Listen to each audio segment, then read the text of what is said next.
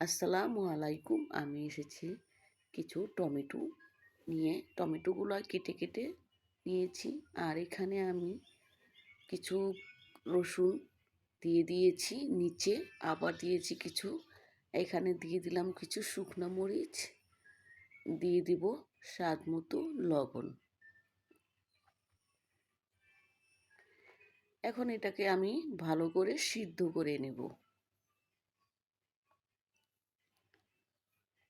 দিয়ে দিব মরিচের গুঁড়ো কিছু।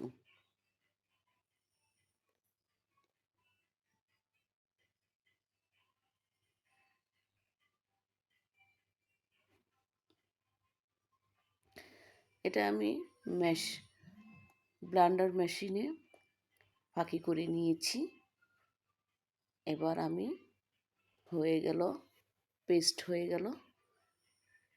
এখন আমি একটা চালন দিয়া এগুলি ভালো করে চেলে নিব। তো চামচ দিয়ে করি নেই, আমি হাতেই নিজে করেছি। হাত ধুয়ে পরিষ্কার করে নিয়েছি। একদম বিচি খোসা কিছুই নেই। দেখেন একদম খুব সুন্দর, একদম কিনা সসের মতো হয়ে গেছে।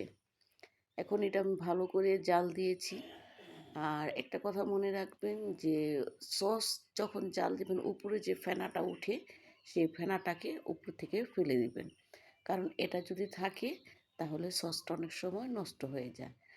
আর এখানে আমি গোলমরিচও দিয়ে দিয়েছি, স্কিপ হয়ে গেছে। এখন বাজারে অনেক টমেটো দাম কম, আপনারাও পারেন ঘরে সসটা বানিয়ে নিতে। সসটা আমাদের বাচ্চারা প্রতিদিনই খায়, বড়রাও খায়। দিয়ে দিলাম চিনি। চিনি হলো একটু বেশি দিলে প্রিজারভেটিভ কাজ করে। আপনাকে এখানে আর প্রিজারভেটিভ ইউজ করতে হবে না। আপনি নিম্নে 2-3 মাস রেখে খেতে পারবেন ফ্রিজে। যদি ভালো লাগে অবশ্যই লাইক, কমেন্ট, শেয়ার, সাবস্ক্রাইব করে দিবেন।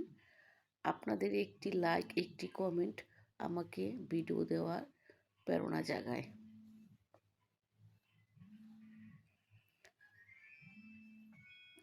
যে যেখান থেকে আমার ভিডিওটা দেখছেন অবশ্যই কাছে থাকবেন এবং পাশে থাকবেন। আমি দিয়ে দিলাম এখানে 3 চা চামচ কর্নফ্লাওয়ার। কর্নফ্লাওয়ারটাকে ভালো করে একটু গুলিয়ে নেব। না ভালো করে গুলে নে, এটা যদি দানা ভাব থাকে তাহলে ওইখানে গিটলি গিটলি লেগে যাবে। এখানে আমি আস্তে আস্তে কর্নফ্লাওয়ারটা ঢেলে দিব আর নেড়ে নিব।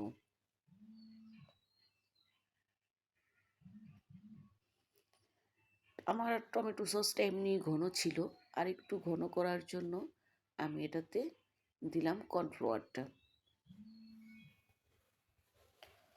আর দেখতে কি সুন্দর কালার হয়েছে, দেখতেই পাচ্ছেন। খেতে খুব টেস্টি হয়েছে।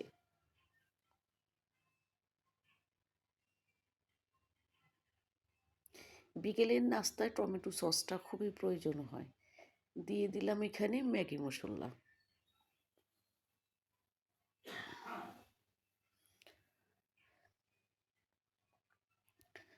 দূরের বা কাছের, দেশ বা বাহিরের যারা আছেন একটি লাইক দিয়ে ভিডিওটা দেখার সহযোগিতা করবেন। আর ভিডিওটা আপনারা যখন দেখবেন অবশ্যই মনোযোগ দিয়ে একটু ধৈর্য সহকারে দেখবেন। প্লিজ টেনে দেখবেন না। আমরা এক একটা ভিডিও বানাই আপনাদের জন্য, দেখার জন্য, খুব কষ্ট করে।